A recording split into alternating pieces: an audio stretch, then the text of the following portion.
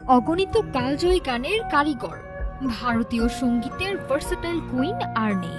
মুম্বাইয়ের ব্রিচ ক্যান্ডি হাসপাতালে চিকিৎসাধীন অবস্থায় শেষ নিঃশ্বাস ত্যাগ করেছেন উপমহাদেশের সুর সামগ্রী আশা ভোসলে। মৃত্যুকালে তার বয়স হয়েছিল 92 বছর। শনিবার সন্ধ্যায় শ্বাসকষ্ট আর শারীরিক দুর্বলতা নিয়ে হাসপাতালে ভর্তি হয়েছিলেন তিনি। চিকিৎসকদের সব চেষ্টা ব্যর্থ করে দিয়ে আজ রবিবার দুপুরে থেমে গেল সে কণ্ঠ, যা গত 8 দশক ধরে মুগ্ধ করে রেখেছে কোটি প্রাণ। 40-এর দশকে শুরু হওয়ার সেই দীর্ঘ পথ চলা 1957 সালে নয়া দৌড় দিয়ে শুরু করেন সাফল্যের জয়যাত্রা। অভিনয় থেকে আর.ডি. বর্মন, প্রতিটি যুগের সুরস্রষ্টাদের প্রধান ভরসা ছিলেন তিনি। হেলেনের চপলতা হোক কিংবা মায়াবী গজল, আশা ভোসলের কণ্ঠে ছিল যেন এক জাদুকরী বৈচিত্র্যের নাম। উমরাও জান কিংবা ইজাজাত, এই গজলকে জয় করেছিলেন জাতীয় চলচ্চিত্র পুরস্কার।